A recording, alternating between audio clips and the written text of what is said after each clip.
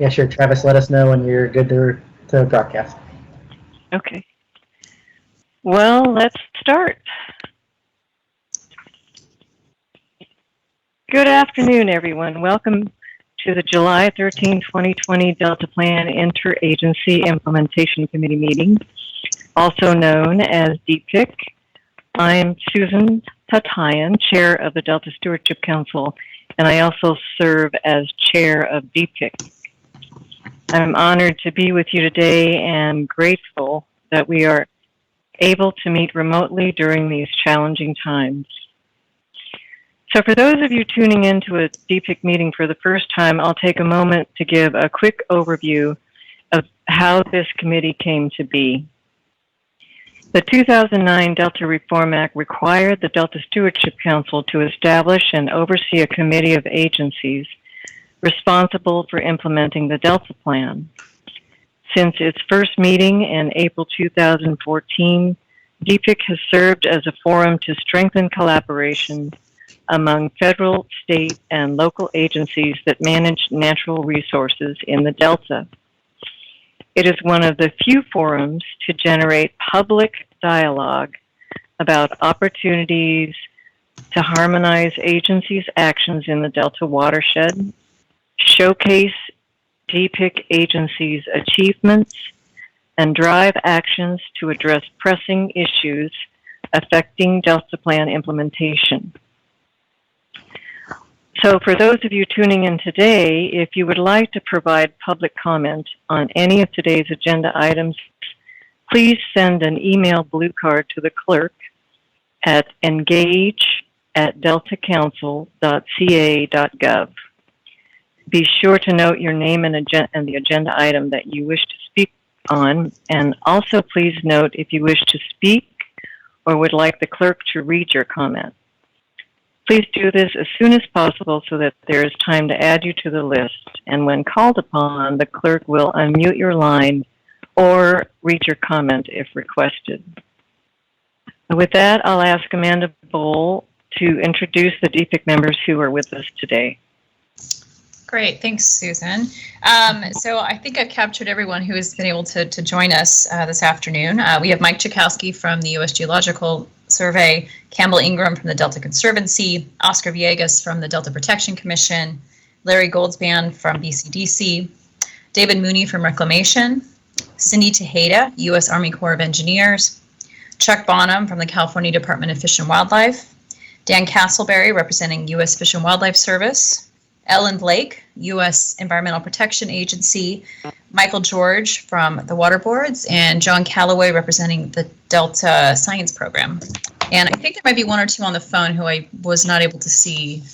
So if I've missed somebody, please speak up. Hey, Amanda, this is Kathy Marcinkevich from NOAA Fisheries here for Barry Thom. Great, thank you. And I think I heard Paul Souza in there too. Yes, I'm with you. Great, thank you both. And this is Carla Namath from DWR is also here. Great, thank you, Carla. And Tom Gibson from the Natural Resources Agency. Thank you. Hi, this is Ami Ganasik from Department of Food and Ag. Secretary Ross is expected to join this call later on. Thank you. Great, thank you, Naomi. Okay. Brenna Shelton, Cal EPA. Great, thanks, Brenna. Okay, and I think, Amanda, I saw a quick chat text from someone. Let's see, what does that say? Oh, and Joaquin Esquivel is here. Welcome. Great. Okay, welcome everyone. Thank you again for joining us remotely. Committee members, if you have any critical updates to share or any comments on the summary of our March 2, 2020 meeting, go ahead and, well, let's see, how are we going to do this in an orderly fashion? Brandon, is it best that they raise their hand? Or? Sure, yeah, we can do it that way. Okay.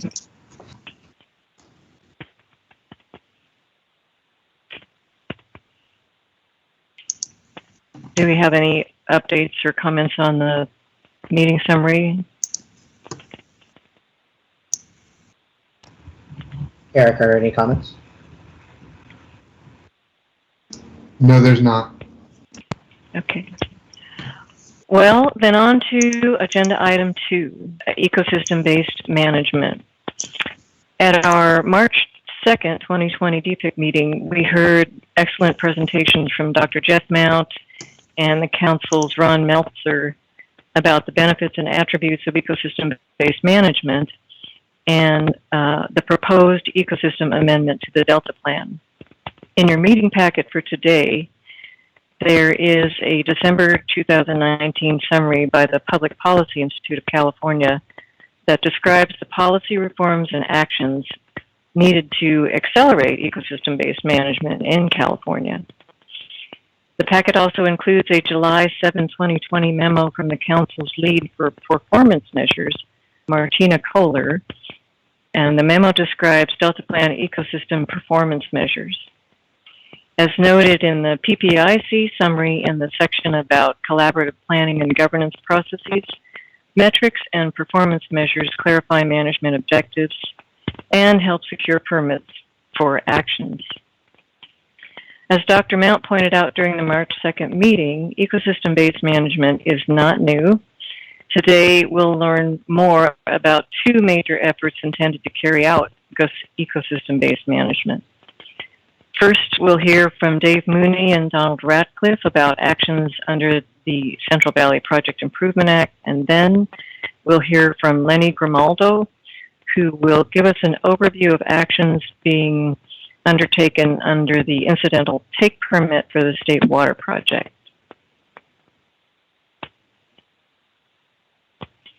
So it's hard for me to tell Brandon or Amanda if our speakers are ready to go.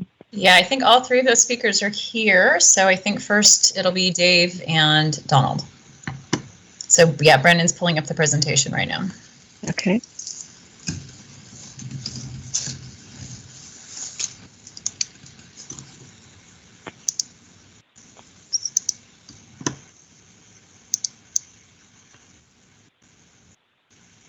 So, Dave and Donnie, this is Dan Castleberry. Can you guys hear me? Yes. Hey, Dan, I can hear you. Okay. Wondering if it's appropriate for Paul or me to say something just to introduce this particular topic before Dave and Donnie jump into this. Does that work for you, Dave? Yes, it does.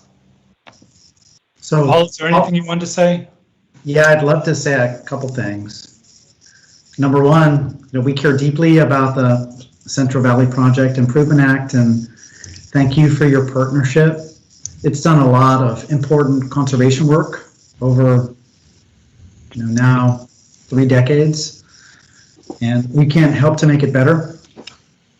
So I'm going to embarrass Dan Castleberry a little bit here because he's retiring in 3 weeks. Oh. And so for many of you that know Dan, please reach out to him and tell him what a difference maker he's been for conservation and water policy for a generation or more. So we're going to miss you, Dan. You've made a big difference. You've taught me a lot. CVPIA is an important program. I don't have to tell you all about it. I really wanted to bring it to this forum to make sure that people understand its significance. It's multi-million-dollar investments on the ground all the time, working hand in hand with the state. We've been working closely with Reclamation to try to find a way to make it even better than ever. There's always questions about return on investment, and we've had some of the power users ask us questions about that for as long as I've been around, probably longer. So we've been working on that, but I think we've got a good plan that's going to help us arm in arm with the state find a way to use our money to get big stuff done on the ground for salmon and the Sacramento and the San Joaquin, broadly speaking. So with that introduction, Dan Castleberry, I'll turn it back to you. Thank you, Paul. When I mentioned possibly giving an introduction here, I didn't expect you to talk about my retirement, but thanks. It's coming. I just wanted to say a couple things about the Central Valley Project Improvement Act. Most of you know it was passed in 1992. One of my first permanent position with the service was to help build the approach that we were using to implement the fish aspects of the Central Valley Project Improvement Act implementation. We built a science and implementation structure that emphasized a multi-agency, stakeholder engaged approach to restoration. We were trying at that point in time, to the best of our ability, to take an ecosystem-based approach to implementation. That structure then became a foundational element for the Cal-Fed Bay Delta program, pulling in a lot of the staff from the agencies that were working to implement what we were calling the anadromous fish restoration program into the Cal-Fed Bay Delta program. It was identified as a category A program in the Cal-Fed ROD, which essentially integrated the anadromous fish aspects of the Central Valley Project Improvement Act into the Cal-Fed Bay Delta program. It's continued on to this day. Dave and Donnie will give you some more detailed background. The one thing I wanted to emphasize that from my point of view, having worked on anadromous fish in the Central Valley for close to 40 years, without the Central Valley Project Improvement Act efforts, mostly on the main stem Sacramento and tributaries to the main stem Sacramento, but throughout the watershed, we may well have lost winter run Chinook salmon and spring run Chinook salmon as we went through drought periods and other challenges to those species. And I think we've done, through the Central Valley Project Improvement Act and with the help of our multi-agency partners, much to sustain production of all of the anadromous species, native anadromous species in the system. So with that, Dave and Donnie, I'll turn it over to you.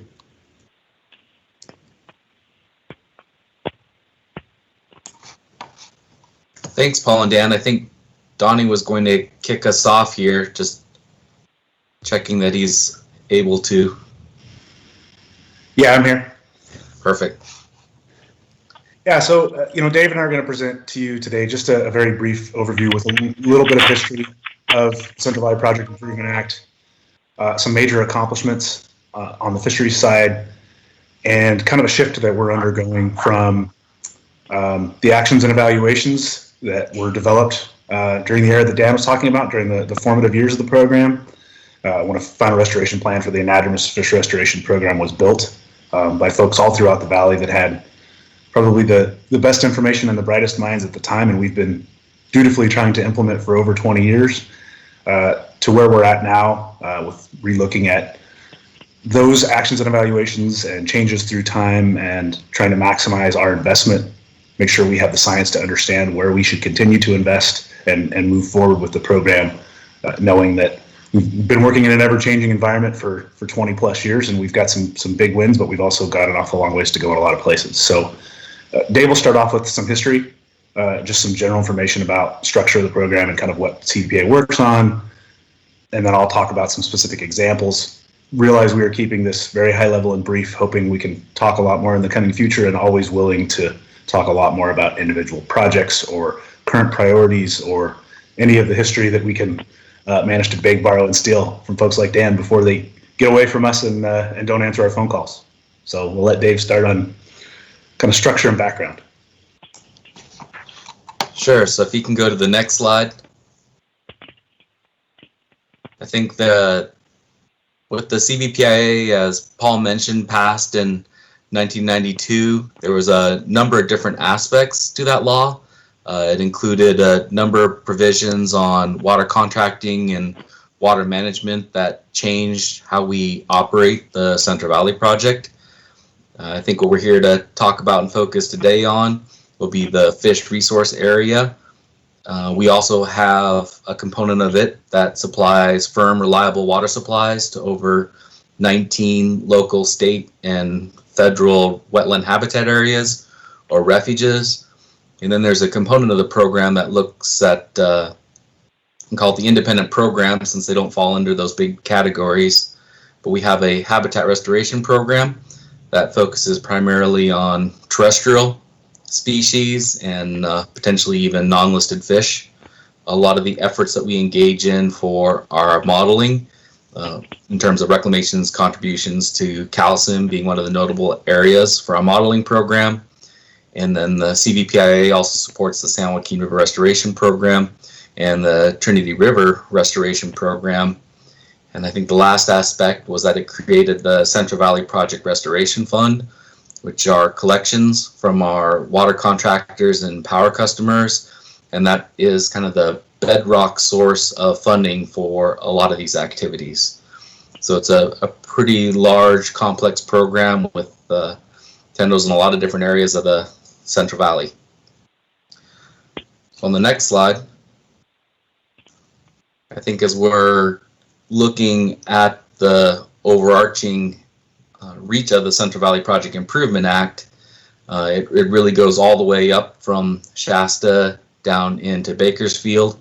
And so it's pretty unique in that it does encompass all of the different watersheds in the Central Valley, or 28 of them. And if you're counting, you should include the Delta as one of those watersheds.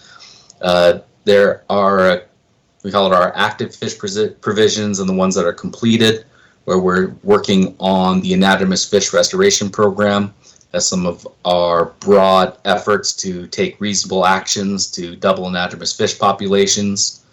We have our dedicated yield and operations, which took a portion of the Central Valley Project yield to be operated for fish and wildlife purposes, as well as some of the programs we've used in the past for buying water for in-stream flows and that type of management. We've done an incredible amount of work on various facilities. We continue to work on the Tracy Fish Facility. That's our salvage before the fish would otherwise enter the pumps. And under those types of facilities, we've done an incredible amount of work on the temperature control device up at Shasta, on replacing the Red Bluff Diversion Dam with a pumping plant, work at the Contra Costa Fish Screen, and then a number of other fish screens throughout the Central Valley, including non-project facilities. There's a separate program for Clear Creek habitat restoration, and then a spawning and rearing habitat program for Central Valley Project watersheds. It's also one of our primary sources for monitoring adult escapement and juvenile production.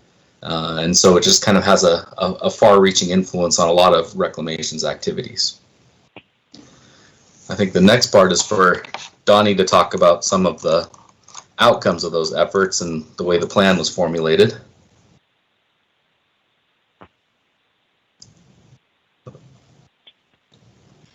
Next slide. There you go. Okay, so as mentioned before, through various working papers, trying to figure out, in the 92 to 97 era, sort of how folks here on the ground would actually implement this very large act known as the Central Valley Project Improvement Act, and specifically here talking about the fisheries program area. This is a plan that basically steps down from the goal to achieve doubling of anadromous fish populations from historic levels from the 1960s through 1991-92 when CVPIA was passed. The overarching idea was, this is based on the best science at the time and the best understanding of the systems and impacts from CVP, State Water Project, and all kinds of various individual actions by a range of entities within multiple watersheds throughout the Central Valley. Where were we at the time, and what did folks believe were the best actions and evaluations that could be taken that would help us reach this doubling goal? And the idea is doubling of natural production, just not numbers of fish in the system. And so it's a long-term and sustainable doubling of natural production of all the runs of Chinook salmon, steelhead, white and green sturgeon, and then initially there was stripers and American shad, although stripers have been struck from the language sense. So the final restoration plan was drafted in '97 after many years of hard work. It was finalized in 2001. It identifies programs, some of those provisions that Dave was alluding to in the last slide, as tools. And there are principles and approaches there to use those tools to then address what were considered limiting factors by implementing 289 actions and evaluations that are prioritized from high to medium to low priority throughout those watersheds that Dave mentioned earlier. And so those are pretty varying in nature, from large actions that include screening all diversions in certain watersheds to very specific site-specific issues where fish passage or diversion or loss of spawning habitat in a particular reach was known at that time. And so we have very, very finite actions, and then we have very large, broad-reaching actions.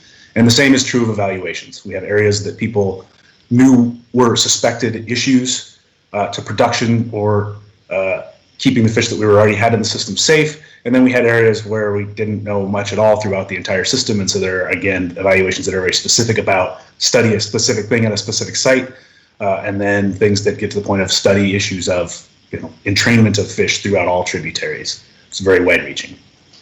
So we'll go on to the next slide. That's basically how the program has been implemented for the past 25 years.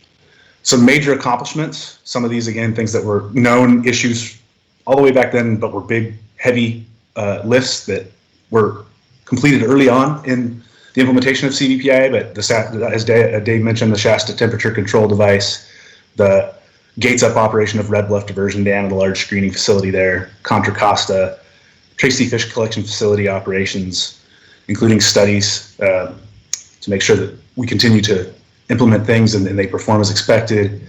Habitat restoration on many of the CDP streams, but also on some of the non-Central Valley project streams, and traditional restoration as you'd expect in the river restoration world around flow, in-channel and floodplain habitat and rearing areas, gravel augmentation, passage and screens to get adults up and protect juveniles on their way out, and then juvenile and adult monitoring, as Dave mentioned before, under our assessment and monitoring program. We'll go on to the next slide. And here I'm just going to talk about a few of the large successes that we've seen that folks know well. So Clear Creek, both of the next two examples will kind of be places where we were able to address many of the limiting factors for the entire watershed. One of those areas is Clear Creek. We're fortunate in that we were able to work with flows on Clear Creek because it is a CVP stream. That's one of our challenges in many of our watersheds. We were also able to work on passage early on. If some of you may know about the Seltzer Dam area and the removal of that in 2000. That really opened up the upper part of Clear Creek with some better habitat and cooler water temperatures, especially for spring run Chinook. And then what we continue to work on, have made large investments and continue to work on habitat, recontouring the profile of Clear Creek, allowing it to meander and act more as we would expect one of these streams out of the west side of the Central Valley to act as it enters the river instead of being channelized through an area of heavy mine impact. And what we've seen from that is fish numbers have gone up both for fall run and spring run. And because we have that passage, we have good habitat, we have reasonable control or the ability to work with the water even in drier years, we've seen a very resilient system that even as some of the other streams that we've seen populations increase in the 92 era on have struggled to maintain those increased numbers of production through drought and the other issues we've seen in the past couple decades. Clear Creek tends to be very resilient in comparison in both the fall run and spring run populations. So we'll go on to the next slide. Another similar story is Butte Creek, and I guess I should mention on Clear Creek as well, but certainly on Butte Creek, we are not here to present to you that CVPIA did this all. This is work with a lot of our partners and not only the funding and the projects that we've been able to implement, but the relationships we've made and the people we're able to work with, the funding we're able to leverage to really work on a larger scale watershed approach to make sure that we're addressing all the limiting factors, monitoring these fish, and collectively leveraging funding and momentum to do as much as we can, not just as a standalone program.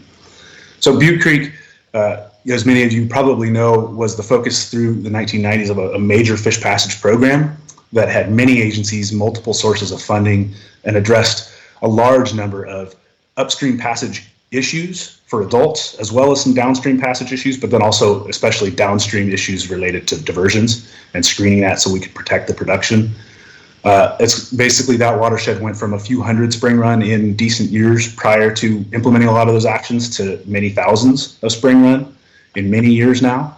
It has faced some challenges. I would say a lot of us view it as resilient still, maybe not quite as resilient as Clear Creek, and there are certainly concerns in dry years that our spring run and Butte Creek are challenged. But huge investments by CVPIA and many of our other partners have allowed us to be a lot more sure that in most years those fish can get through the system, get into the proper habitat, successfully spawn and rear, and we've seen great returns on natural production. Next slide. So throughout the Central Valley, not only in those systems that I've mentioned, but all the 28 watersheds, we've done a wide array of habitat restoration type projects, and those tend to be both in-channel and side-channel or floodplain rearing habitat projects. So on the right there, you see an in-channel habitat restoration project on the McCullummy River. On the bottom left, you see a floodplain rearing channel project done on the Merced River. The upper left is, in both cases of those, we were able to go back in and reclaim mine tailings and not have to truck gravel in, but use on-site materials, process, put the appropriate size gravel back in the river, create these floodplains, get rid of the mine tailings. And so we've done a wide range of those types of projects, all the way from just trucking gravel in and putting it in and let the river sort it out to these fairly highly complicated floodplain and in-channel habitat restoration sites that are a little more holistic. Next slide. And then the next major area that we've implemented in, and again, this goes back to some of the stories about Butte Creek and Clear Creek. We've done this throughout the Central Valley watersheds where possible. Various types of fish passage projects. In this case, I'm showing 3 examples of sites where we've been able to implement in-stream, upstream adult passage sites that also are acceptable for juveniles downstream, but then also this, of course, includes screening diversions where we might lose our juveniles on the way out. And there are many, many examples of these. These are just 3 that kind of show we've got, channel spanning, in-stream rock ramp, boulder weir type facilities, traditional fish ladders like the one you see covered in the grates on the upper right, replacement of low water crossings with concrete box culverts to create a bridge, smaller scale fish passage projects, but very effective. So we'll go on to the next slide. So where are we at now? We've implemented a lot of great things at a high cost. We've seen some really successful spots within certain watersheds, but we know there's a lot to be done throughout the valley. We're continuing to do our best to maintain populations, haven't made the moves towards the doubling goals that we would like for a lot of the watersheds, certainly with some outstanding watersheds like I showed early on with Clear Creek and Butte Creek and a few others. We've really shifted based on an independent review in the mid-2000s of the program to trying to look at both the science that underlies our decision making and the projects that we implement and how they're monitored in a more formal adaptive management framework. And in this case, we're using adaptive resource management, which is just an iterative version of adaptive management, supported by decision support models. And so you likely either know someone or maybe have even attended yourself or heard about our science integration team. We stood this up in the 2015-16 era. It's open to all interested parties, and the idea is for anybody and everybody in the valley who's interested in fish and an aquatic habitat to have a place to come to bring their science, to bring their ideas, and help us build and refine models to incorporate current data to make the best decisions possible.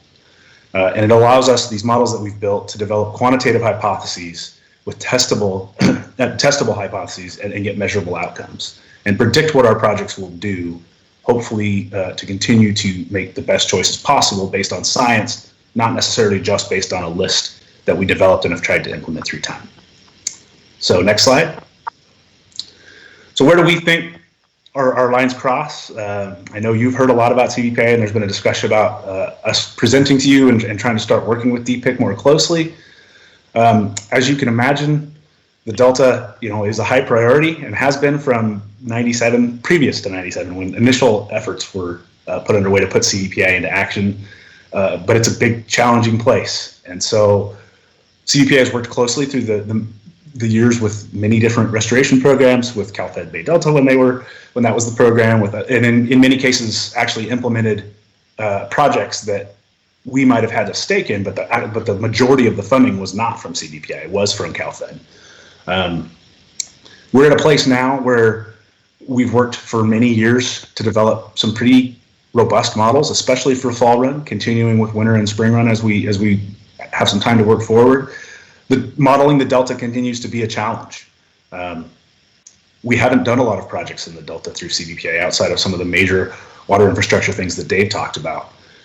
The same is true with a lot of our modeling efforts, understanding how the Delta works exactly, how the fish that we're interested in following from the tributaries that we've worked so hard to produce and protect fare as they go through the Delta. That is a place where we need help to be able to make the best decisions. We understand that, and Dave understands it better than me, but there's the structured decision-making efforts currently going on throughout the Delta as well. And so we feel like we're at a place where understanding the system better as a whole and doing a better job of bringing our science to the table and integrating it with that of others and sharing it with others as it doesn't just affect, things don't just get affected as they travel downstream. We understand the watershed is a whole watershed, and maybe a lot of us have worked in small parts of it, but we should never pass up a chance to integrate those things. So I think all we have left is a slide on questions, but Dave, if you wanted to add anything here.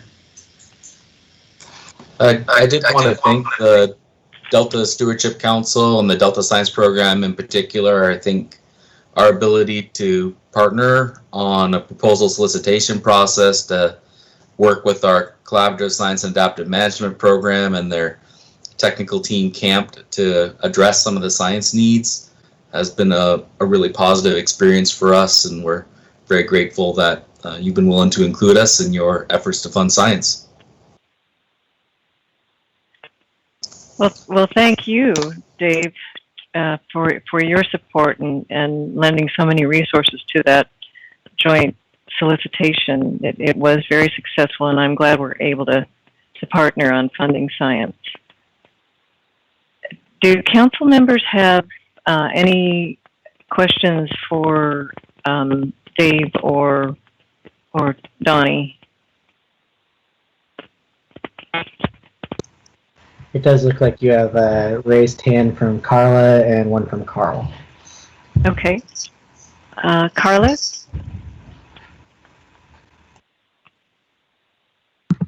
There we are. I'm off mute. I just want to congratulate you all on a pretty important milestone. It takes a lot of effort to get this kind of work off the ground. So just congratulations and thank you for sharing such a terrific presentation. And a salute to Dan. Congratulations on your retirement. We're really going to miss you. Yeah, for sure. Yeah. Thank you, Carla. And anyone else? Yep, Carl. Yeah, Carl. This is Carl Wilcox. Thank you for the presentation. It's, I don't think CVPIA gets recognized broadly enough in the broader Delta community as far as what it has done since its enactment. I just wanted to point out that a lot of the things, as Dan alluded to and Donnie did, were collaborative efforts, particularly tied to the HALFED Ecosystem Restoration Program that the department administered at least through the last portion of the program, and substantial amounts of proposition money, probably in the hundreds of millions, have been contributed to those projects from the state side. And, particularly for fish screening projects on the Sacramento River at the major diversion points. So there has been a long history of collaboration and implementing these things on a ecosystem-wide basis, recognizing the issues in the Central Valley. And additionally, there have been some programs through DWR and the State Water Project related to the Delta Fish Agreement that have funded quite a bit of work particularly in the San Joaquin system, gravel, and coordinated with particularly CVPIA actions on the Stanislaus. So just wanted to recognize all of that and the continuing integration with the department's current granting programs, and particularly as it relates to science in the Delta. And Great, congratulations, Dan. As with everybody, we'll miss you. Thanks, Carl. Yes, congratulations, Dan. I too will miss you, and hope that we can talk soon so that you can pass on a lot of your knowledge on the previous partnerships and the CVPIA. So Sure. So Dan, I want to put you on the spot. If you had some advice to give us all, what would it be?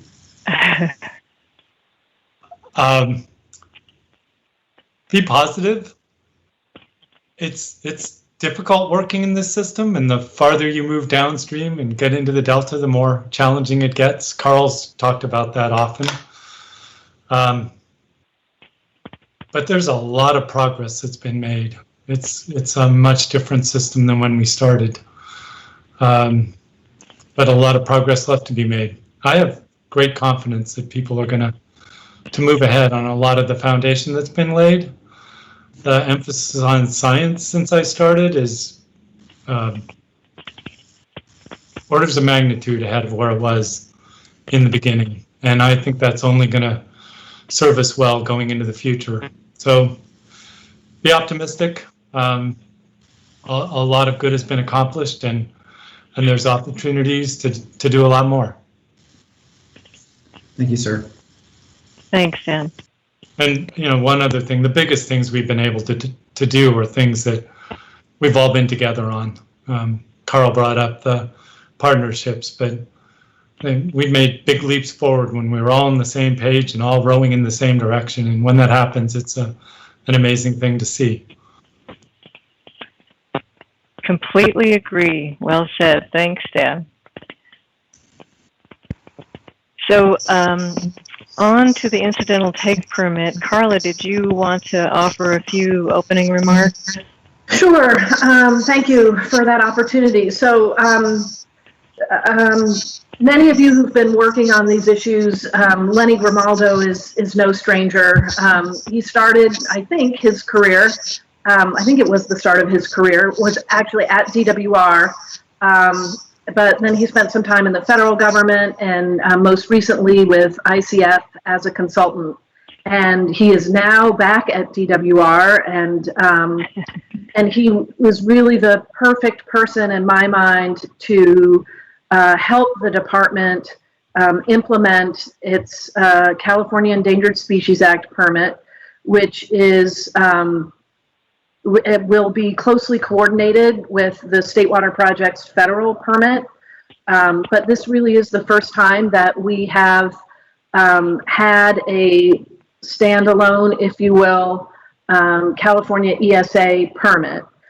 So it is a new endeavor for the department, orders of magnitude more effort. But we're all really excited about it, and we're really excited about the strides that we can make in adaptive management and monitoring, and really carrying on these discussions in a public way so that we can share with the public what we're learning as we go. So Lenny is here. He is the Assistant Director for Environmental Services at the department, and his job is to implement our incidental take permit that we received back in early April. Our success is really going to rest on the partnerships with all of you and our stakeholder groups, because there's so many points of interaction on these kinds of issues in the Delta. And that's one of the many qualities that Lenny brings with him to this effort. And maybe I'll end where I began, which is I'm excited about Lenny's strengths, partly because he's had so much experience with multiple public agencies and in the consulting world. And I think that just brings a lot of insight into how we can work well together. And that is going to be part of our effort on the incidental take permit. So with that, Chair Tatayan, I'll turn it back over to you. Great. Thank you, Carla. Brandon, is Lenny Grimaldo ready to, is his presentation ready to go? Yes, just 1 second. Okay. Well, Brandon pulls that up. Thank you, Carla. Thank you for those kind words. And Dan, I think setting the tone and positivity is, I can't embrace that any more than, you know, the way you just put it. And working together is going to be so important in this new frontier of our permit. So thank you and congratulations on your retirement. So I'm 2 weeks in to looking at this ITP and what it means for the department and our working partners, including DPIIC. And I'm not going to get everything right, but I'm no stranger, as Carla said, to a lot of these different issues. So I think there's a lot to be learned from all the different elements that are the conditions within the permit. And I'm going to give a brief overview of some of the key elements and conditions as they relate to this group, but keep it in mind, you know, this is just a snapshot of the full take permit. So next slide. So this is a 10-year permit, and as Carla mentioned, we have 4 covered species that will be managing this on our own. Well, not on our own, in coordination with Reclamation as well, but these are the ones that are covered under the California Endangered Species Act. We'll also actually have CV coordinated protection for steelhead and green sturgeon. And perhaps the most exciting part about this is the adaptive management program, and I'll get into some details in just a bit about that. And of course, this is going to be integrated with the voluntary agreements. And we do have some key differences with the BIOPS, and we don't need to get into those details, but you know, for the most part, it's some of the decision-making structure process, some of the thresholds for salmon, and some of the spring export curtailments. Next slide. So the project area it's more defined than what the CVPIA was just presented, which included the whole Central Valley for the most part. And that is basically limited to the legal delta and Sassoon Marsh and the Bay. As you can see in the colored shaded area, that's the area that we're working with. And I'm pretty happy that that is the defined area. It doesn't go further upstream than that. Next slide. So the project facilities, most folks in this group should be familiar with these project facilities. Obviously, the big ones are, you know, the Skinner Fish Facility, the Clifton Court Forebay, the South Delta Barriers Program, the operations, the migration barrier at the Georgiana Slough, and of course Barker Slough and the Roaring River Distribution System. Next slide. And I think one of what I particularly like about pieces of this permit is this commitment to real-time operations, OMR management. As Carla mentioned, in my previous life, I published a few papers on Delta Smelt and OMR. I worked on it quite a bit for the 2008 biological opinion for the Fish and Wildlife Service. And as Dan mentioned, we're so far behind and are so far ahead in our understanding of how real-time operations work and those potential effects on endangered species. And some of the commitments in this permit are integrated early pulse protection. This is related to the first flush dynamics that we know that often we see a lot of fish that get salvaged right when it starts to rain. There's protections for when salmonids start to enter the delta, and there's enhanced protections for longfin smelt when they do occur in the area. And of course, we have the end of an OMR management period, which is pretty close to, you know, how we thought about this before. It includes different metrics for how that would be implemented. Next slide. So perhaps one of the most exciting things, at least for me, about this permit and how it relates to this group are some of the habitat restoration and mitigation requirements. So folks may or may not be familiar, but this permit is going to carry over the targets that were identified in the 08 and 09 opinions, well, 08 opinion for Delta Smelt, I should say.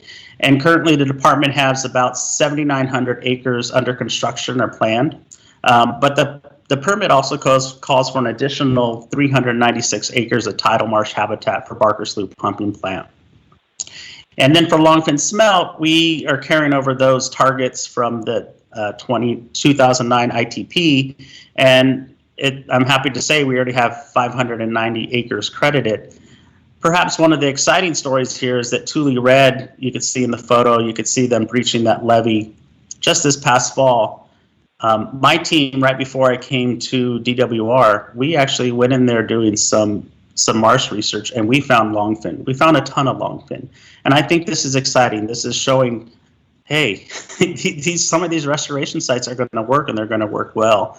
And one thing that I want to start the conversation on is doing more of this focused research to see, how are these fish using these sites, more than just the food web. I want to know, are they growing better? Are they moving in just for spawning? Are there spawning habitats in there? Science questions like that I really want to push our group forward with, because to me, that's the ultimate metric that your site is working well, to actually see these endangered fish in the site. So I'm excited to say, Tule Red, it's already working. The fact that we got gobs of longfin in there is pretty cool. Next slide. Some of the other mitigation requirements include the Yellow Bypass Big Notch project. A lot of folks on this phone call are probably already familiar with this. This project's already underway. And the concept here is to improve the migration corridor for salmonids and other native fish, as the connection between the Sacramento River, the Yellow Bypass floodplain, and of course the Delta. And we have a lot of research on this topic that show that native fish, they benefit when they have access to these floodplains. So this is an important project that it involved many agency partners, and I could say that it's well underway to getting implemented, permitted. We've submitted key permits already, and we're looking forward to completing this under the permit timeline. Next slide. Real-time ops, as I mentioned, we have real-time protections for species that are listed in the permit, but we have to have close coordination with our operations group, and not just our operations group, with Reclamation. So there's also commitment to continuing our participation through WOMP, weekly risk assessments for operational advice. And where I'm most excited about is the permit actually says to develop salvage forecast models. And what I like about that is we have a gob of data from the salvage facilities. A lot of us have been working on these forecast models. Wouldn't it be neat to have this interactive online tool that everyone can go and look at real-time conditions and predict what our salvage would be for that week? Well, the permit allows for some sort of development towards that process. And I love that, because what it does is it takes the faith-based management out of consideration. It really relies on the history and what we know about how entrainment is influenced by different environmental conditions. Next slide. Of course, this is going to require close coordination within and outside the department. As I mentioned, we got to work closely with our O&M department, and then we're going to work closely with CDFW. We want to be on the same page on how we're implementing this, defining the different permit conditions, and we're working on that process as we speak. And I think probably the key part of that is the adaptive management action implementation. Working with them, working with Reclamation, how are we going to go about implementing our permit, being mindful of the tough questions that we need to answer for the effectiveness of these different conditions as well. And of course, we're going to have new science that comes out of this permit for Delta smelt and longfin smelt, food web research, and of course, new science for winter and spring run Chinook salmon, and new research facilities, which I'll touch on in just a second. Oh, next slide. And a lot of this commitment to this new research relies on the existing IEP long-term monitoring program. We don't have to recreate the wheel here. We have these monitoring programs, including EDSM, that provide a lot of great information not on just Delta smelt, but longfin and Chinook salmon as well. And what I also like about this permit is the fact that these programs could be reviewed, right? Through the lens of what the conditions that we're implementing, we can go to the IEP and say, hey, do you mind reviewing this program? Specifically the 20 millimeter survey, the larval survey. Does it need to be expanded? How does it need to be expanded? How do we need to get the information that we need to have better inform real-time operations and assessment? So that's something unique. I think I've seen in some of the permits before, but the fact that the permit calls that out is a really cool feature that we plan to use moving forward. Next slide. And of course, what I've said earlier was the adaptive management process, a process to address scientific uncertainty. There's no secret that the permit's currently under litigation, and I'm not going to discuss that now, but at least there's a way that we can resolve and bridge the gap with some of these key questions that we have on how these conditions are going to affect our endangered species. So through this process, we get to interact with our agency partners, the contractors, and maybe we'll probably expand this membership. But the idea is to develop this structured decision-making process for tackling those tough questions. And through this 4-year review, the permit actually calls for a review of a summer habitat action, review of some of the real-time management for longfin smelt and delta smelt. It calls that out. So the fact that we have a charge to evaluate how we're doing in the permit makes the collective job easier.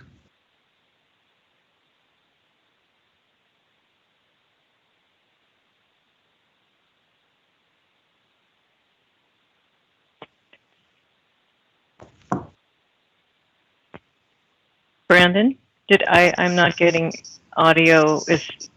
I don't hear. Yeah, I'm not getting anything. Is Lenny's? No. I'm still here. Hello? Okay. Yeah, next slide. Okay. So one of the key actions that will be put under the adaptive management program is this summer-fall habitat action. And we're actually setting up how that review will happen or unfold as we speak. Even though it's a 4-year review, effectiveness of this habitat action. We've already seen some promise with this habitat action. We've seen some potential evidence of changes in, well, salinity for sure, but other metrics that we care about. And what we're going to do is continue to set up how we do this study in a way that will effectively allow us to decide, what sort of actions, what sort of features of the action we may want to adjust or alter based on the performance of how it happened, how it occurs over the next couple of years. Next slide. And of course, as I mentioned, there's the commitment to the IEP monitoring, but there's also just an overall commitment to a lot of science and looking at how the project affects salmon and the smelt. For salmon, for example, there's a call for a monitoring plan to look at the potential effects of water transfers, particularly in the Feather River. A new and ongoing commitment to develop the spring run JPE. Additional salmon science requirements as well, pathology monitoring, rearing habitat in the Bay Delta, the spring run life cycle model, and an entrainment prediction tool, as I mentioned before. Next slide. And of course for smelt, which is sort of in my wheelhouse, working on longfin smelt, it's one of my favorite species of late. Enhanced understanding of what makes longfin smelt tick is an important feature of this plan. Also for calling for an expansion of some of the monitoring, including an expansion of the smelt larval survey, some entrainment monitoring, and we're just getting started on developing the longfin smelt science program charge. And I'm really looking forward to seeing how that process unfolds. We have a lot of questions that the permit calls for us to evaluate in this 4-year review. So I'm pretty excited that we get to do that and to improve our knowledge of longfin smelt in the system. Next slide. Oh, well, I just mentioned this about longfin smelt, but just a couple details. One of the things that we want to do to test some of these different management actions is to develop a new life cycle model.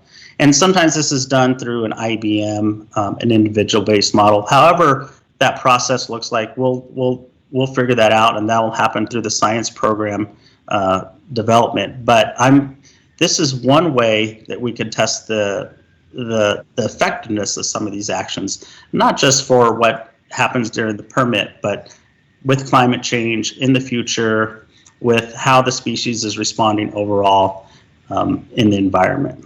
And then, of course, a couple other commitments we want to do. We want to look at we want to complete their life cycle in captivity at the FCCL.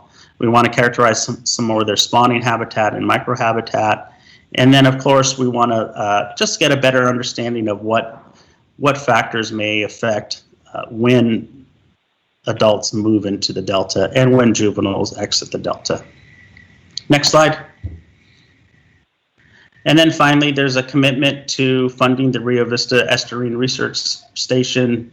The permit calls for 66% of the funding required to construct the Rio Vista Estuarine Research Station. And the idea is to consolidate the IEP staff into one facility as the hub for conducting science in the Delta. Next slide. Yeah, and I think that's it. Questions? Great, thank you. Thank you very much, Lenny. I see that Dr. Calloway has his hand raised. John, did you have a question? I just wanted to make a comment. So I appreciated both of those two presentations. They were super informative. And I wanted to highlight that the science program is coordinating a workshop in early September on spring run Chinook salmon science that will identify knowledge and data gaps for spring run and inform the juvenile population estimates for the Central Valley spring run in the Sacramento Valley that Lenny just mentioned. So that's being done in coordination with Department of Water Resources and California Department of Fish and Wildlife. It's September 8th to 10th and 3 half days. And so I encourage you or your staff to participate in that. Registration. We'll send out information on registration after the meeting to all of you. And then second, going back to something that Dave highlighted, the joint funding for science definitely has really been successful. And following on the success of the 2018-2019 joint solicitation with the Bureau and the California Department of Fish and Wildlife, the science program is working on a solicitation in the initial phases of a solicitation with the Bureau that probably will come out sometime and late this year or early 2021 so that we have a regular competitive opportunity for research for science in the Delta. So, and then just thanks to Dan for all of you contributed, and your focus on coordination and collaboration really, I think, is essential. So that's appreciated. Great, thank you, John. So, DPIIC members, are there any other questions? Paul Souza has his hand raised. Oh, go ahead, Paul. I'm trying to follow the protocol using the tool at the bottom of the handout, so thank you for it. Lenny, I just say welcome to the team in your new role. It's great to have you working hard on this issue. Please know that the federal government and the state government, I think, are in consensus with the importance for Rio Vista. And it took us a few years to figure out how to grow Delta smelt, quite frankly. I think it was probably 3 or 4 years before we could make that work. So my question is, how close are we to being able to grow longfin smelt? Have we figured out that biology? And secondly, how quickly can we get Rio Vista done? Well, I'll answer the easy one first, the longfin smelt completing their life cycle. So from what I've heard from preliminary reports this year is longfin smelt's a little different beast. So the science shows that they actually hatch around 2 PSU, 3 PSU, not in fresh water like Delta smelt.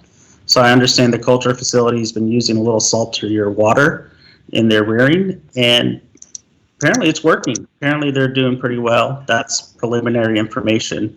And I think that's something we're going to have to continue to look at. That Longfin have different requirements than Delta Smelt. So maybe it's feeding as well. So I think we're making progress there.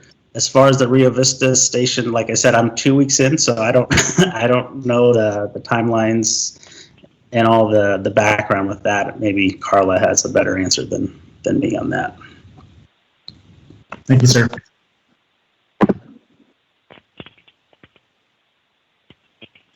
So, DPIIC members, one thing that I'd like to hearken back to from our last DPIIC meeting was a comment from Director Bonham, and we had been talking about real-time monitoring and the importance of science and the attributes and criteria for ecosystem-based management. And Carl made the very good point that real-time monitoring, of course, we would like to do that. We want to have reliable information, and people make a huge difference in such effort. And also, you got to put your money where your mouth is. The funding is necessary. And what I'm noticing during this meeting is this community of resource managers and scientists are very dedicated to collaborating and working together. I think Dan Castleberry and Lenny Grimaldo are two examples of the history of collaboration and the caring for achieving the doubling goal and other objectives. And I just wanted to note that there is a spirit of collaboration, and as Dan said, when we collaborate and get rowing in the same direction, amazing things can happen. And also, as Dan said, the science as we're moving forward is magnitudes beyond what we saw in the 90s. So I just felt that I needed to say that. Any other questions? I see Carl's hand is raised. Yeah, I just had a comment relative to Lenny's presentation, which I think was a very good, laid out the ITP very well, and I want to just highlight that the department and DWR are working very closely in the implementation of this and looking at issues with integrating with both the biological opinions and their implementation, and particularly highlighting the importance of the adaptive management program for the department and in the structure of its permit, in that that allows us as we go forward to make changes in an organized way based on new information that comes in as part of a structured process that relates both to the status of the species, but also to the health of the estuary and how the species respond to it. So I just wanted to point out that we're glad to have Lenny because of his expertise, and we've had really good conversations so far moving forward. I think it's also important that DWR has made a really strong commitment in bringing Lenny on board as a central person to manage the implementation of the ITP. And I think that's similar to recommendations we've seen previously relative to implementing science. And so I think that's a key component and something with many of these programs that we want to try to do is have somebody that's responsible for getting them done and who can be the central point of information transfer and coordination. Well, we're glad to have Lenny. Thank you, Carl. I just want to note very quickly that a man who has helped us tremendously these last few years and making a lot of progress on science and coordinating joint solicitations and encouraging the development and growth of scientists and encouraging collaboration among our agencies. Dr. John Calloway will be returning to his institution, and I think, John, this is your last DPIIC meeting, correct? Yes, I'll be going back to University of San Francisco for the fall semester, so yeah. I will miss the opportunity to interact with all of you and appreciate, as was said, the commitment of not just of Dan, but of Carl, of everyone really involved in the Delta is really inspiring. So I've really enjoyed my time engaging in the Delta and plan to continue to work. So yeah. Thank you, John, for your service. Yeah, thanks, John. We'll miss you. So, DPIIC members, the question before us is how can agencies build on these efforts and boost ecosystem-based management in the Delta watershed? I think one of the avenues is through science, but I'd like to hear your thoughts on other ways that we can leverage these programs. I heard real-time monitoring. I heard both flows and habitat. I heard many elements of ecosystem-based management, and I'm curious to hear your thoughts on ways that we can leverage at least these two programs in addition to others.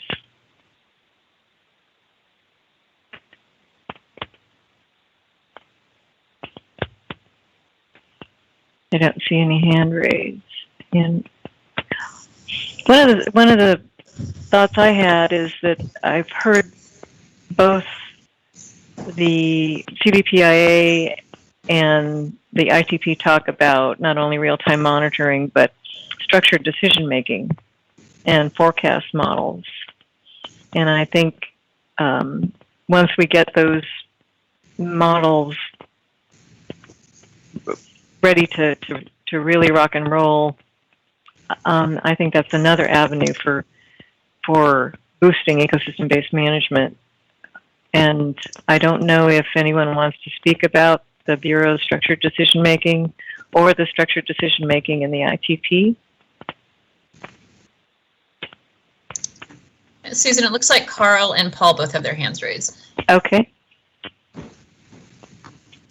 Go ahead, Paul. So I think that's a really good point. I mean, real-time management makes a lot of sense. I mean, at the end of the day, we're in this together. And, you know, I look to a future where we try to bring together a lot of the different scientific efforts that are underway right now. We have CSAMP, you know, we have IEP, we have, you know, this important conversation. We have the hope and promise of the voluntary agreements. And gosh, I'm just so hopeful that we can get those done. You know, trying to find a way to have a synergy around the different conversations that are kind of talking about the same thing. Mm-hmm. I think it's really strong and powerful.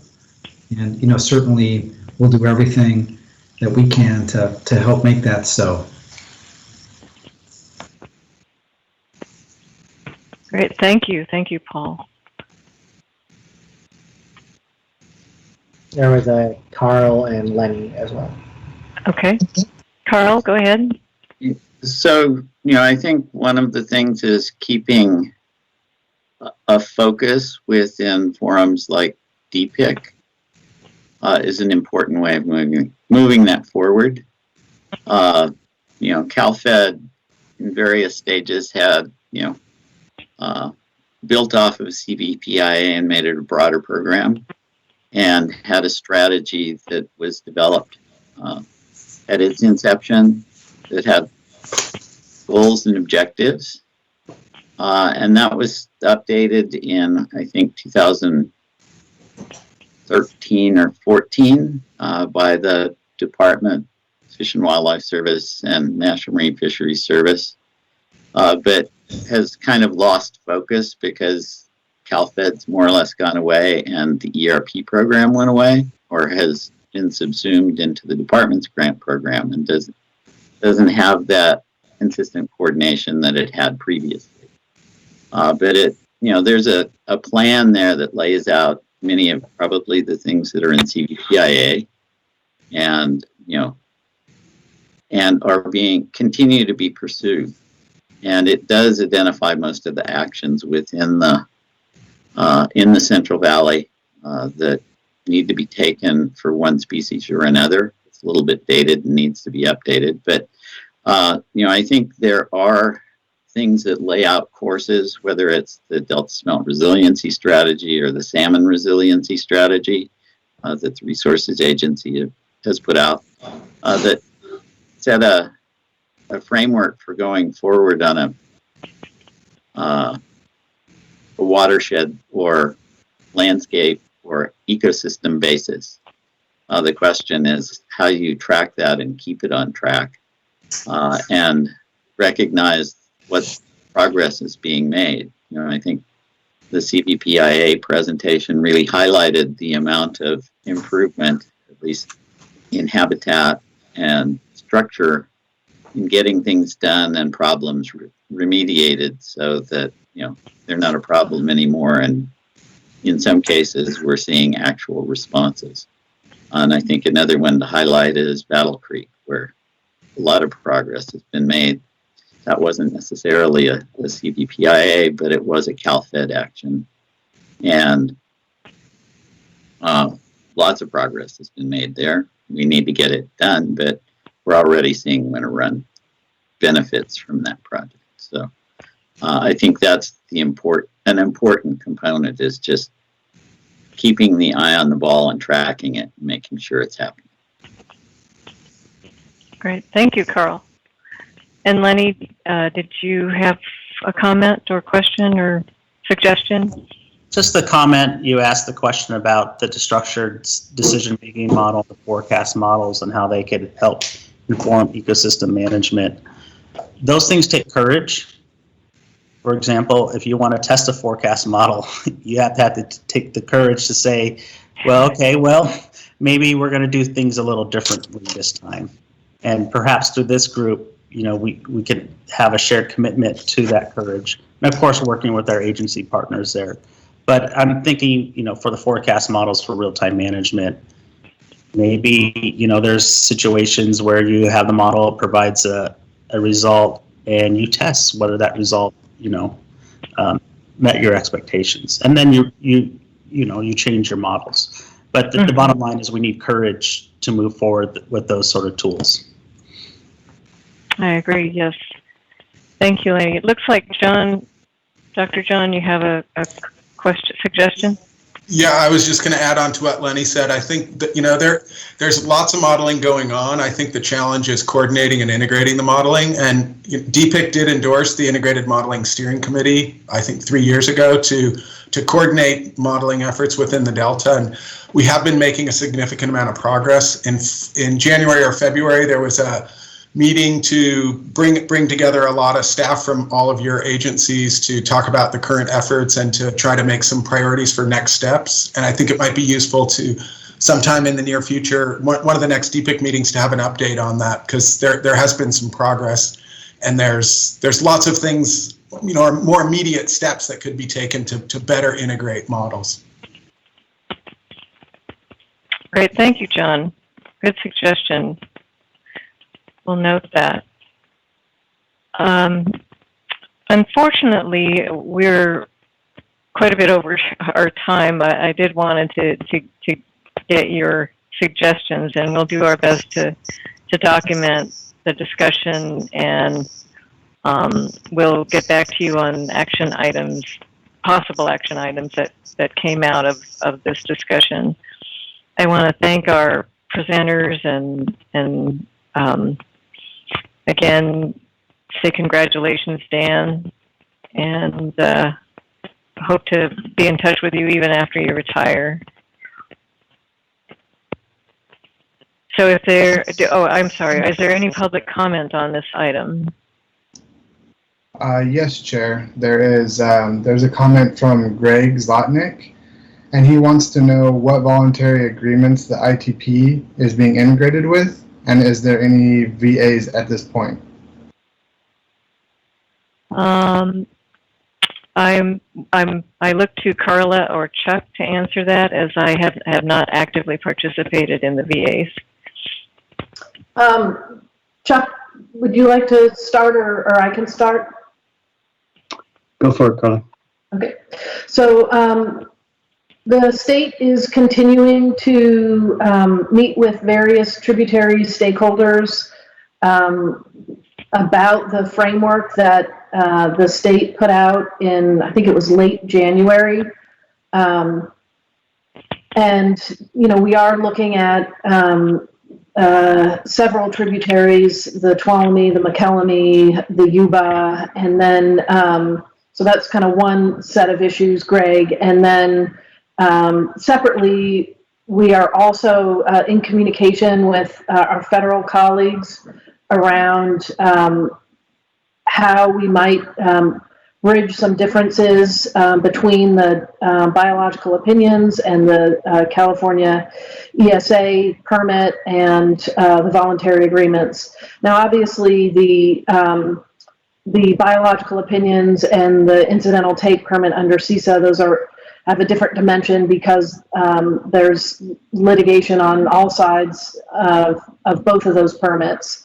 But certainly in our incidental take permit, there is language that relates to the voluntary agreements, particularly as we approach spring outflow issues and how we generate those flows and understand those flows and their purpose. So in that sense, specific to the incidental take permit, and Chuck, maybe I'll defer to you on your description of this, but specific to the incidental take permit and the VAs, there is a degree of potential interaction between those things should the voluntary agreements be completed over the course of the next months or a year or so.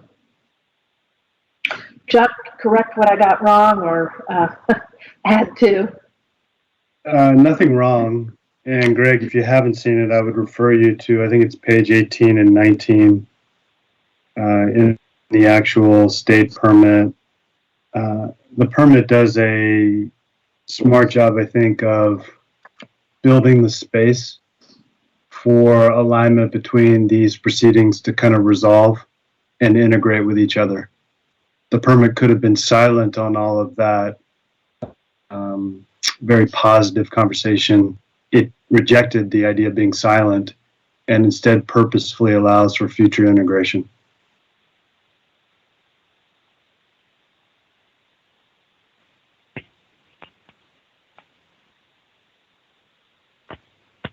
Great, thank you both, Chuck and Carla. Brandon, I don't see any other indication of public comment. Eric, is there any more? Okay, thank you. Well, then we'll move on to our next agenda item, actions to achieve ongoing, consistent, and reliable science funding. As DPIIC members know, at the November 2019 meeting, we endorsed 3 priority actions to begin implementing the Delta Science Funding and Governance Initiative, and those actions were to implement common accounting and reporting protocols and coordinate critical review of science funding, support and participate in an update of the Science Action Agenda, and conduct a workshop and assess the science needs in the Delta under a rapidly changing environment. So we're going to start with the science approaches during increasingly rapid environmental change, and Dr. Steve Brandt will provide highlights of recent panel discussions among leaders and stakeholders that these discussions have been taking place in preparation for the workshop. So if Dr. Brandt and the presentation are ready to go, we'll go ahead. Hey, thanks, Susan, and good afternoon, everyone. As Susan mentioned, I'd like to just bring you all up to date on what really is a joint effort between DPIIC and the Science Board, with collaboration with both the science program and the council, to look at the entire science enterprise and look at it in the context of how well we can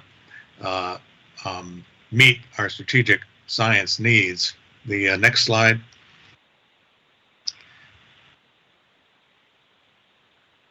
The effort was triggered by a memo we wrote to the science, to DPIIC back in February of last year, and where we suggested that we really need to have a comprehensive science needs assessment based on a fundamental system-wide scientific and management challenges that face the Delta. This is in the context of a rapidly changing environment, a continually changing environment, and climate change. This really aligns well with what Susan talked about earlier in terms of sort of an ecosystem-based management approach. We specifically suggested that this science needs assessment workshop needs to identify what the future Delta conditions and fundamental driving forces might be, and also to have science needs to identify, forecast, and predict how the Delta might change under these conditions. I'm going to be giving you an overview of what the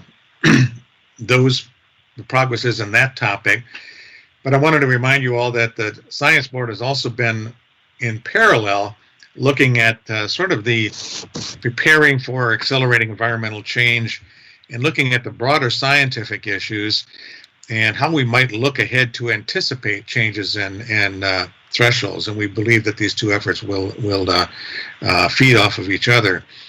We've completed a discussion paper and had a series of scientific panels, 7 scientists that came in and talked to us about what was in that paper and what the various needs might be in the Delta. We sent a memo to DPIIC on April 13th, which summarizes that, and I won't go into that today. So the next slide.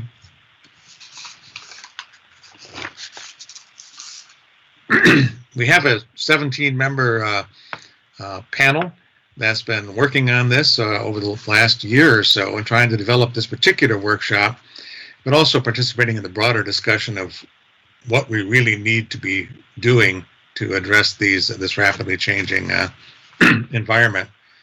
Next slide. We've completed a briefing paper that's been published and is out for public to see. We had originally scheduled a workshop as a 2-day workshop on April 27th and 28th, but of course, given COVID, we've rescheduled it now sometime in early October. The dates may be flexible. So rather than to keep the momentum going, what we decided to do is to have 4 pre-workshop discussions, roughly separated by about 6 weeks, to address the 4 main questions that we proposed in the workshop itself. Next slide. Overall, we really have 2 fundamental goals. One is to identify the key science efforts that will provide the answers and insights for likely management questions in the long term. Excuse me. But equally likely, we want to look at the science enterprise itself. And is it organized in a way that you can address the complex and challenging problems that we expect will need to be addressed? You can think about this from looking at it perhaps from trying to do ecosystem forecasting. Ecosystem forecasting, which is one of the science needs we expect will be identified, needs to really involve multiple disciplines and the coupling of those disciplines. And the question is, are we integrated enough to be able to address and answer those sorts of questions? This is also, we need to look at, we understand that the science action agenda is undergoing its 4-year revision. We believe the science action agenda is largely focused on what science do managers need to know now, whereas the strategic scientific needs assessment is really looking at what are the management issues in the future where we need to begin and coordinate our science now to address those long-term needs. Clearly, there's a relationship between those, and we expect our results will feed directly into the science action agenda. You can think of it as more of the science action agenda being tactical and perhaps the science needs assessment more strategic. As a fish guy, I can think of it as if you're looking at how flows and habitat affect, let's say, salmon right now, there's a lot of things one needs to do now in order to manage salmon of today. But in the future, there's going to be changes in the maximum temperatures that are reached in the summer, changes in the onset and duration of the warming period, which that timing will be very important, the sea level rise, and a variety of other factors, forcing factors that are going to be changes. And the question is, what kind of management questions will be different? What sort of science will we need to address those longer term questions given that level of changing underlying environmental conditions? Okay, the next slide.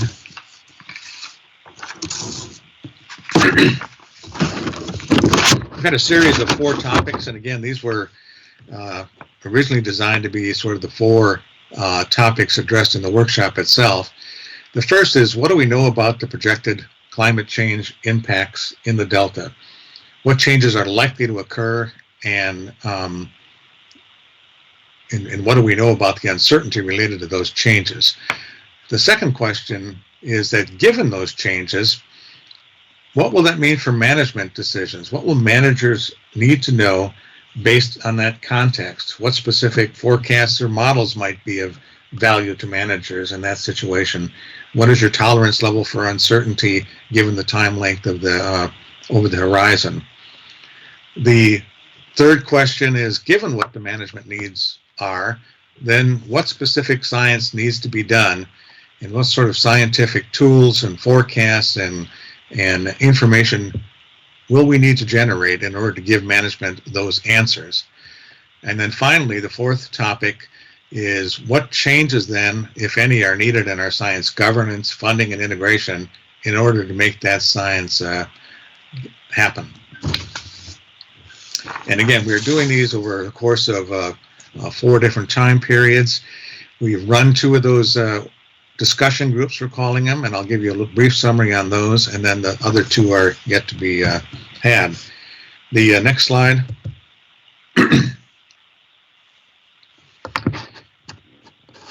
On September 28th, John Calloway gave us a really nice presentation on what the expected changes might be in the Delta. And I'm only going to give a brief overview of this. Some of the key mechanisms we might expect, of course, are increased air and water temperatures, changes in precipitation and runoff, sea level rise, also changes in extreme events. We discussed the time issue and uncertainty, and realized that certainty increases over time. And there was a lot of variability in what people thought was an appropriate time frame to be looking at. Everything from 50 years out to tomorrow. Many of the things we see and predict in climate change impacts are already happening now, and they're happening on in somewhat of an interannual basis. So it really covers and expands that entire time frame. It's not a particular time frame we're looking at. We also realize that even though we're looking at climate change, that other things will change. We change in response to climate change, but also change in and of themselves related to things like land use, population levels, invasive species, and so forth. And then finally, John made the point that we need to look at and forecast what we know related to water quality, habitat, and species, and human impacts. Next slide. We had about 80 participants in this first discussion group, and we also ran a series of questions to those participants on a Mentimeter. And this is just one example of a subset of the answers we received on one of the questions. And that question was, is there any missing science that we need to discuss? And you can read these and have them in your notes, but they relate to a wide variety of things. Changes to hydrodynamics and flow, the relative importance of extreme events, the onset and duration of seasonal warming, which really has a lot of biological consequences to that, the tipping points which might be reached under extreme long-term drought, changes in invasive species, and of course a lot of issues related to human response. In all of these discussions, we are spanning the topics of both impact and management across really all of the major themes in the Delta, such as water supply management, flood management, habitat, native species, invasive species, water quality, land use, and Delta as place. Well, this just gives you a flavor of one of the questions, and we're writing a report on each of these. I should remind you that if you really are missing looking at your computer screen, that these are all live and available for the ones we've had on the council website. The next slide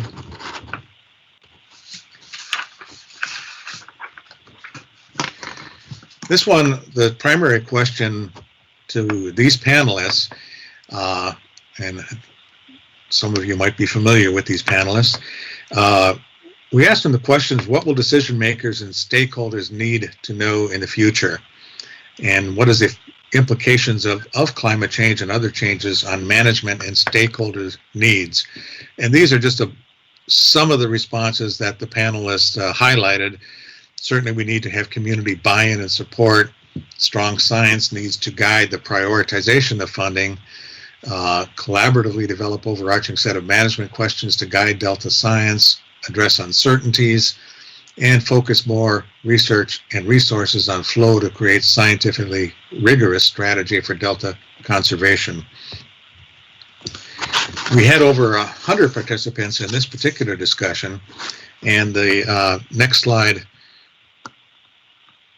just gives you some of their answers to one of the questions we asked them, which was what kind of information would be useful to decision makers to help achieve the co-equal goals. Clearly there was a lot of interest on synthesizing of information and connecting it to monitoring. There was a lot of responses that related to forecasting in a variety of ways, interim, short-term forecasting, to developing a series of quantitative forecasting and prediction tools, and not forgetting that climate change is only one of the driving forces, so looking at the synergistic effects of both different driving forces and different ecosystem responses. There were needs related to prioritization, better understanding the trade-offs of risks and risks of different decisions for both supply and the ecosystem, and how do we, again, effectively prioritize and invest in Delta ecosystem function. Other answers related to the integration of the social science perspective and experiments derived from management questions with monitoring designed to answer those questions.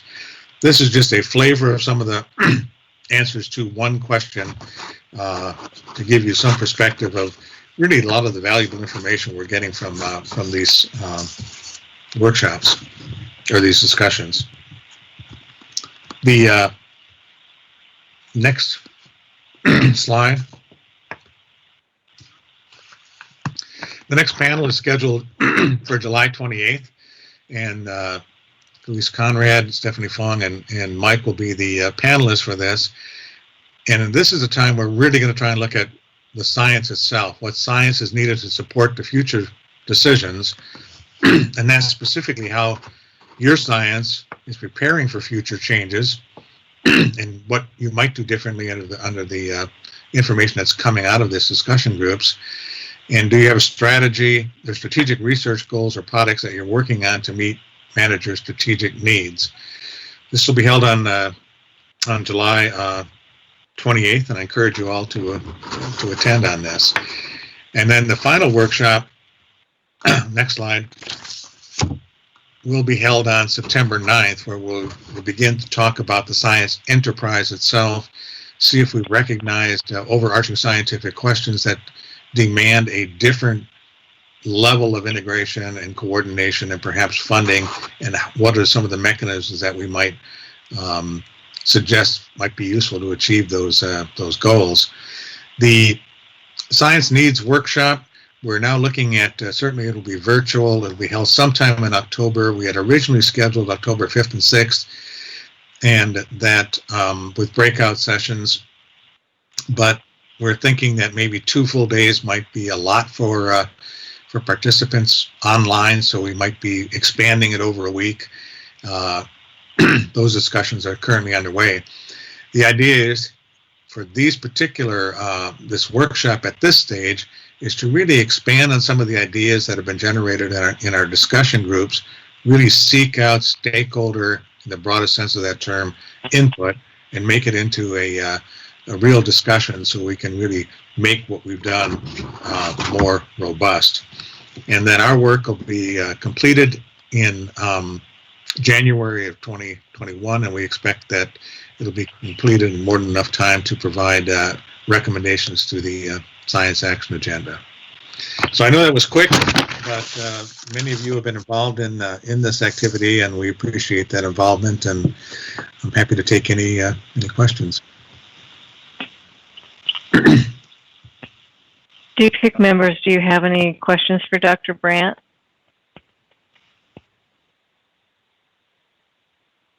I see Paul Souza's hand is raised. Yeah, I'll just say thank you for that great summary. It was enjoyable to have the chance to be a part of the conversation last month. You know, climate change is a problem. And water temperature in particular, when you talk about fisheries needs, is something that gives me great worry.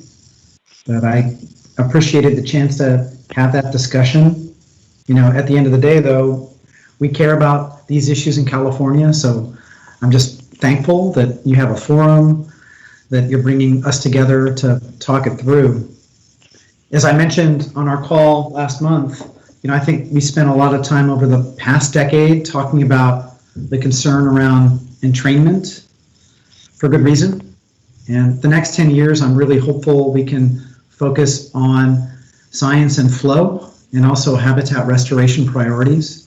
So we've got a lot of science needs to figure out how to prioritize the most important restoration projects as we discuss restoring floodplains in the Sacramento Valley and also the San Joaquin.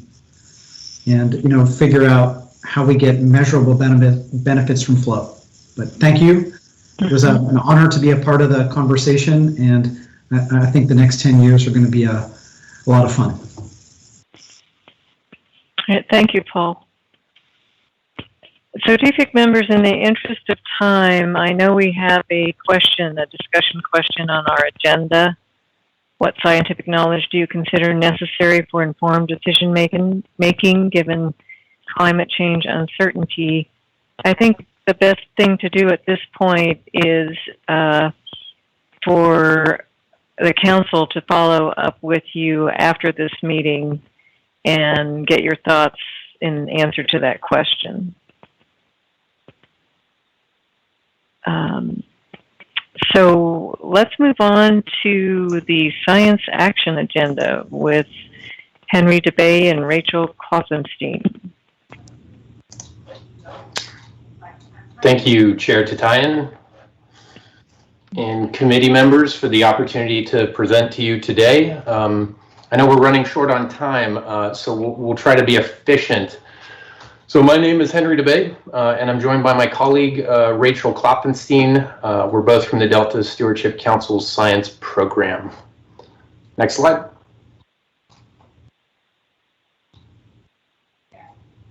Thanks.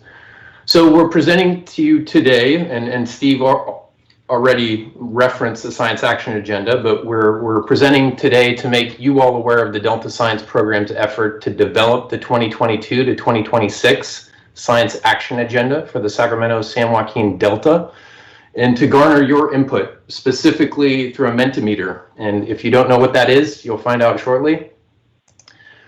So with this presentation, I'll provide a bit of context driving the Science Action Agenda, and then hand off to Rachel, who will discuss the approach and process that we're using for the Science Action Agenda. Next slide. Thanks. So first, just to highlight the mission of the Delta Science Program, which is, or remind folks, which is to provide the best possible unbiased scientific information to inform water and environmental decision-making in the Delta, And we do this primarily by funding research, synthesizing and communicating science, promoting peer review, and coordinating science-based adaptive management. Next slide. And the way we organize and guide these tools is driven by the Delta Science Strategy, which establishes a foundation for the vision of One Delta, One Science. In other words, an open Delta Science community that works together to build a common body of scientific knowledge. And the strategy is comprised of 3 key components, one of which is the Science Action Agenda and the reason we're here today, but also the Delta Science Plan and the State of Bay Delta Science, which unfortunately we don't have time to get into today. Just to reiterate, Steve Brandt's point from earlier that the Science Action Agenda is being closely coordinated with the Science Needs Assessment process in order to develop a vision for science activities and governance that will be responsive to the evolving management needs of the Delta. Did I skip something? No. So next slide. Yeah. So what is the Science Action Agenda and why should it matter to members of this committee and to the broader Delta community? Well, at its core, the Science Action Agenda is a tool for identifying and prioritizing key science gaps for management in the Delta. It also generates value simply through the collaborative process by which it's developed, and Rachel will speak more to this.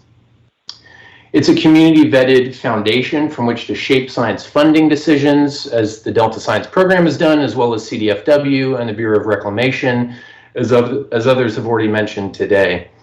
And it can also help inform strategic and work planning efforts for agencies or organizations. So the current Science Action Agenda for 2017 to 2021 is being implemented right now as we speak, whereas the Science Action Agenda we're talking about today is for 2022 to 2026. And we're starting the process more than a year out, given the long lead time needed to ensure that the document is developed transparently and collaboratively.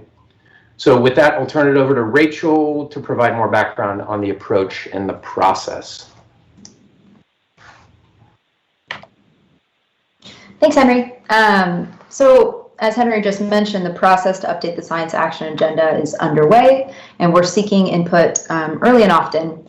The 2022 to 2026 Science Action Agenda will include a list of management needs and science actions, as did the previous iteration, but this time we are starting with a broad list of management questions to better link science actions to relevant policy and management. And the approach that we're taking with the management questions is in response to the priority actions recommended in the 2019 Delta Science Funding and Governance Initiative, endorsed by the DPIIC, about organizing around first a list of management questions.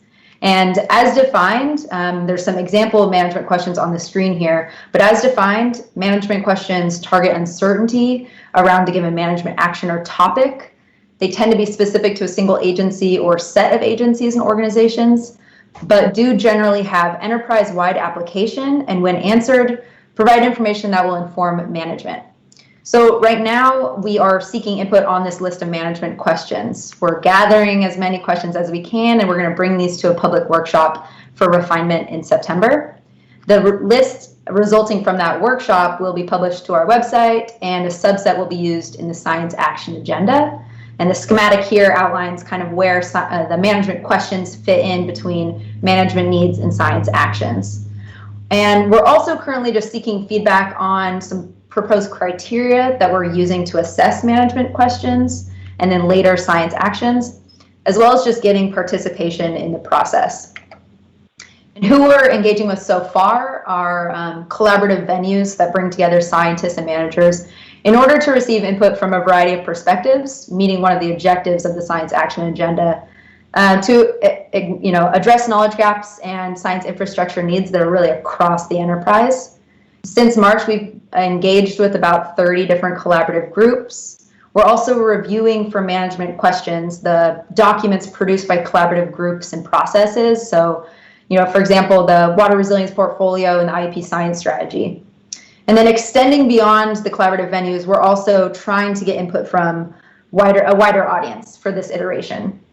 And so for how we're doing this right now, we're in this outreach phase and contacting collaborative groups, following the process we used for the last science action agenda. But we are also seeking input through a survey. So last month we released a survey. It's just an online survey on the Delta Stewardship Council's website to capture input on the list of management questions for folks that are not participants in these collaborative groups, but also to get feedback on the current science action agenda. We have some questions about the process and what folks want to see in the next iteration. And the survey is open and we're encouraging everybody to take it. It's open through the end of this week. We're also part of the process. The update process is hosting 2 public workshops. As Henry mentioned, this is a long-term effort. We have this first workshop to allow participants to weigh in on the management questions. That's at the end of September 29th of this year. And then a science actions workshop in likely the spring of 2021, and they'll both be virtual.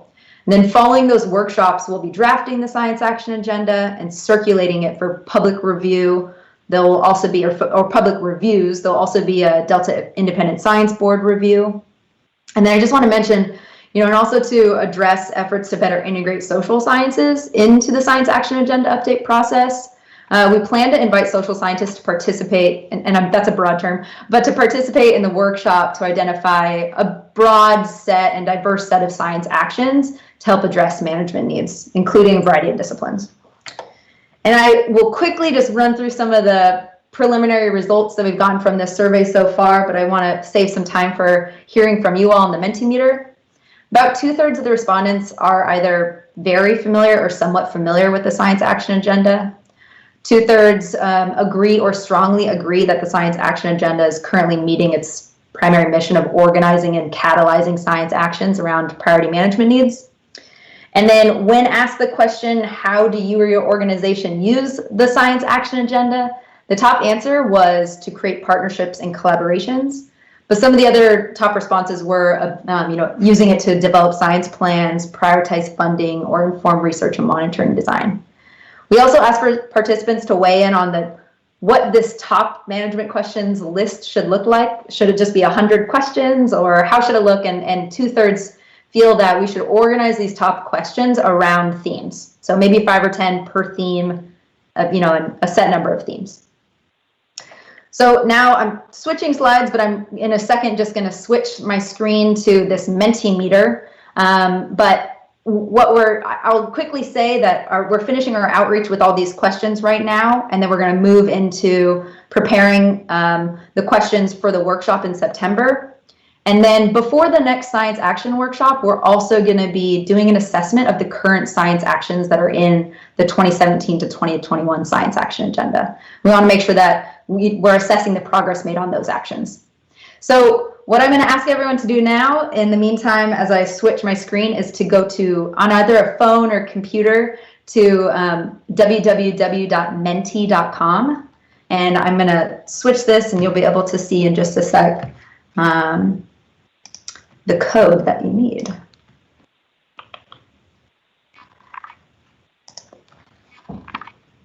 So www.menti.com, and the code is 608254. Can everybody see? Or Henry, can you make sure? Okay, cool. So Mentimeter is a real-time voting tool. So for everyone who's listening and the DPIIC members, we want to hear from you on a couple of questions. I'm already seeing some responses. Hopefully you are all seeing some responses. This first question is, what is your overall familiarity with the current science action agenda? There's no wrong answer. And I'll give folks just a couple of minutes to get set up on Mentimeter.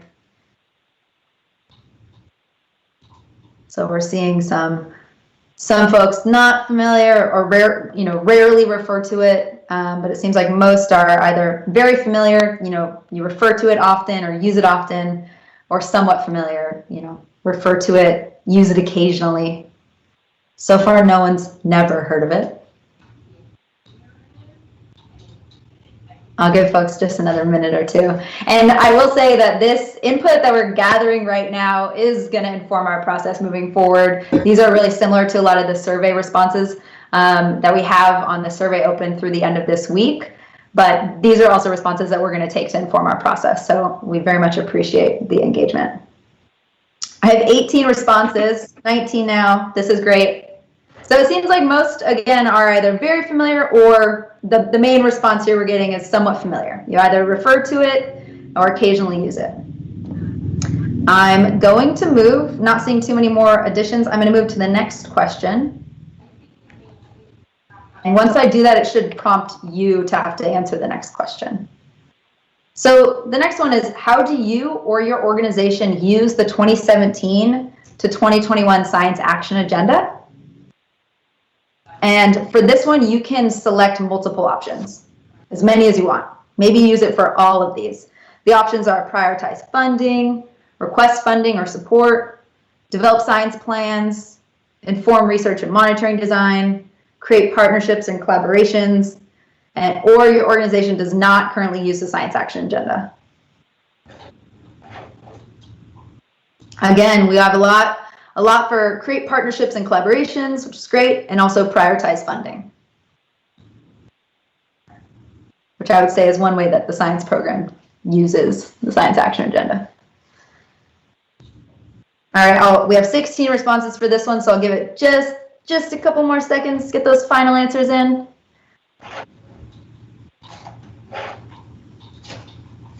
Perfect. All right, a lot create partnerships and a lot with prioritize funding, but it looks like overall a lot of the options are used. So this next question that I'm going to ask is kind of a fill-in response. The question is, what are your top management questions that should be considered during the Science Action Agenda update process? These are questions that we can use for the workshop in September. And when folks start to enter in the responses, they'll pop up on the screen here. So we'll start to see some bubbles soon. And this is a harder question.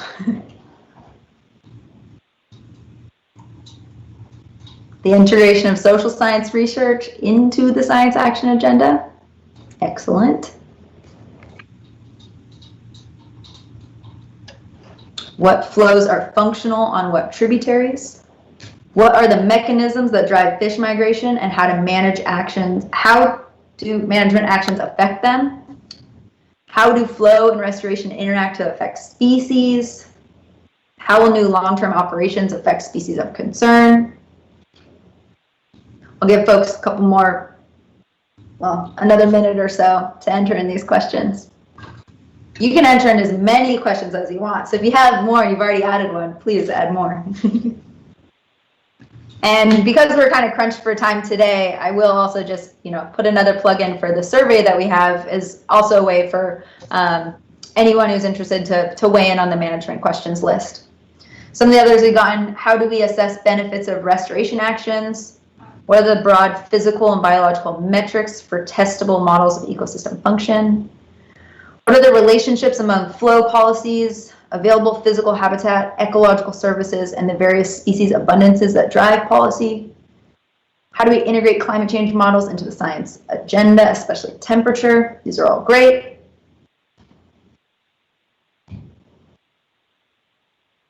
All right, I'm going to switch to the next one just for the sake of time, but again, I really do want to hear all of these questions. The last one is, how would you use a list of top management questions? This is going to help inform kind of what we do with this list that's produced from this workshop and this process over the course of many months as a result of the Science Funding and Governance Initiative recommendations. How are we going to use this list? And it'd be great to hear from you all about how you would use something like that.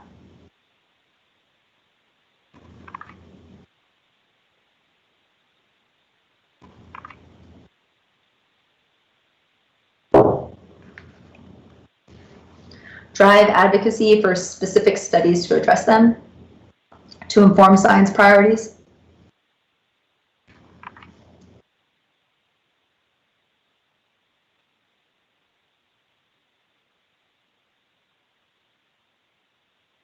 I'll give it just another second. I would use the list to articulate the value of science to electeds and stakeholders, to prioritize science actions and needs, to help prioritize investments in science, to prioritize science funding, to guide development of science plans, to demonstrate the enterprise's ability to work collaboratively and achieve results quickly. I would look for agencies that share my management questions to explore partnerships. I like that. These are all fantastic. I'll see if there's one more that pops up on the screen, but I'm going to switch back to the presentation and just say a thank you. And actually, at this point, I don't think we have time for questions. So I'll probably just cancel out of the screen. Brandon, and you can take over for the next presentation. Well, thank you, Rachel and Henry. The Mentimeter was a fun way of gathering data from the DPIIC members. Thank you for being with us today. Thank you. Thanks. So DPIIC members, I'd like you to indulge me and stay 5 minutes past 3, because I think what Mario has to present is really important. This is a major milestone, and I want to thank you, Mario, for all the time and effort you've put into getting this structured and organized. And it's really phenomenal that we have this first cross-cut budget. So with that, I'll hand it off to Mario. All right, thank you, Susan. Can you all hear me okay? Yes. Perfect. Okay, so since our last report in November, Subgroup 1's been working hard with the DPIIC agencies to true up the funding amounts and develop the first of what I hope to be many annual Delta cross-cut budget reports. When Randy Fiorini offered me this exciting opportunities a year or so ago, and learning about all the past efforts that fizzled out, I wasn't entirely sure we'd make it to this milestone, but here we are. We actually have the report done now. So through the tenacity and dedication of your staff, we've made this huge accomplishment, and I thank all of you for your support in getting here. This report establishes a common understanding of science funding in the Delta and sets the foundation of the science enterprise questions the other subgroups are tackling, several of which we heard earlier today. As stated by the DPIIC chair in the forward of the report, this report can be viewed as an initial data point informing our effort to make science funding more effective. So the report itself is fairly short with a lot of interesting information packed into it. So I'm just going to highlight a few of the tables that I found interesting. Next slide, please. So for those of you that have the report, this is table 1 from it. For the report, it was important to ensure the accuracy and quality of the data. So we used the standardized definitions from the Funding Science to Meet Tomorrow's Challenges white paper. You can see those as the yellow or green core monitoring, status and trend, synthesis, target foundational research, target immediate research. And then you'll see we have data not available. That's a nod to, as we're getting a lot of the data and information back, there's always room for improvement of categories and identifying what we're doing there. So as we were doing that, we used standardized definitions from the white paper, common accounting rules, and a standardized reporting template. In starting the process, I heard ranges of 100 million to 200 million of science funding in the Delta. So what we can now confirm with this report is that for the period July 1st, 2018 through June 30th, 2019, the reporting DPIIC agencies expended $89.4 million on science funding on these categories in the Delta. Assuming we get the green light for future reports, it'll be interesting to see if more folks start reporting and how this number changes over time. As we put out this first report, I don't think everyone expected that it would actually come out, and so we've actually already started getting some updates as people are realizing that it's actually coming out. Next slide, please. So for those of you that have the report, this is figures 2 and 3 combined. For Reclamation, this is an interesting figure. As much as the feedback we received prior to this report was that DWR and Reclamation had focused a majority, if not all of their funding on just core monitoring. As we can see from these numbers, Reclamation and DWR do spend a lot of funding on core monitoring, but we are also providing funding in the other categories. But I would always be remiss to say that, and for Reclamation, and I'm going to guess DWR too, that we're always willing to accept funding from other partners and increase those contributions there. Next slide, please. For those of you that have the report, this is figure 5. Here we can see the various funding by the DPIIC agencies. I'd somewhat expected the comparable spending between DWR and Reclamation, but had not expected how many other DPIIC agencies and the state water contractors provided for science funding in the Delta. This is another slide that I think will be interesting to see in the future when we can compare multiple years. So this is also a good slide to note. We actually received more detailed information from the DPIIC agencies than we've included in this report. While we received data on obligation amounts, project titles, reimbursability, and other details, we found we could not confirm the data for this report and therefore did not include it in order to maintain our accounting and reporting protocols. For instance, we know that for the reclamation column there, that a large portion of the funding shown there are reimbursable appropriations by our water contractors and power customers. However, we're currently going through a reimbursability review process with our water contractors and power customers, and we're unable to confirm that data, the reimbursability versus non-reimbursability data for this report. It's one of the improvements we're hoping for next year's report. Next slide, please. So what's next? So the DPIIC members will be receiving a questionnaire, hopefully in the next couple of days, if not weeks. And so they'll have questions about what did you find informative, what worked for you from the report, what did not work from the report, and help us identify any necessary changes to the data collection template and the report. In addition, the Delta Stewardship Council, is part of our task 1.3 of the subgroup, is working on a science tracker tool. This will be a really neat tool that we're currently, the Delta Stewardship Council is just currently underway on forming up. They've had some initial conversations and development, but it'll be an interactive and updated live website that will be able to, well, at least the hope is this, that you'll be able to go to the website, see the project, see the data that's associated with it, see the funding associated with it, and be able to have a comprehensive understanding of all the projects in the Delta and the activities associated with it, and be able to pull that information in a real-time basis. So lastly, this has been an incredible amount of work, and I appreciate the help of all the DPIIC agencies. Your staff have been incredibly helpful in getting us to this milestone. And in particular, I want to recognize the efforts of Joe LaRocco from Reclamation's Regional Finance Division for reviewing all the DPIIC agencies' financial data, and Amanda Bull for crafting all the great language we see in the report. So, thank you, everyone, and I'll turn it back to you, Susan. Great, thank you, Mario. So DPIIC members, one of the questions being posed to us is, what was your agency's biggest challenge to providing accurate and complete information for this first cross-cut budget? And let's take just a minute, if any of you want to answer that question. I'd be interested to hear. Looks like Mike Czakowski has his hand up. Okay. Go ahead, Mike. Yeah, and thank you, Susan. And Mario, I appreciate your report, which was informative, and also the work of a lot of people who contributed to it, because I think, as you stated, this was actually a pretty heroic effort. And I want to add that as much of a fan of this as I've been, it's sorry about that. It's a little interesting that we actually have been part of the problem here in terms of getting the data in. It's actually fairly difficult for some of the organizations to do it, and I think the big challenge for us, in response to your question, Susan, is that we can only accurately report on expenditures after the fact, essentially in the following fiscal year.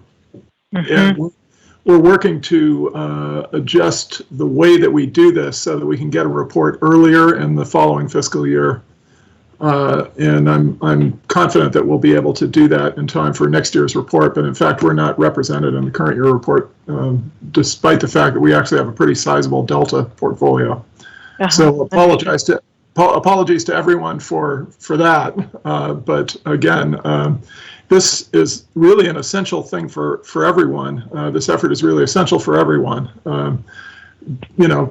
For a lot of reasons. One of them is that, as everyone knows from the parable of the blind man and the elephant, you don't really know what the elephant looks like unless you can see the whole thing.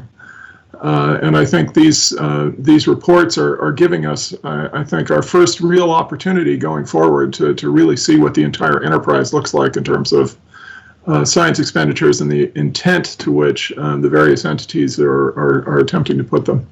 Mm-hmm. I agree completely. Thank you, Mike, and we look forward to getting your data and seeing how which categories come up in the crosscut budget for your agency. If there are no other answers to that question, I think are there any other folks? We're about 3:05.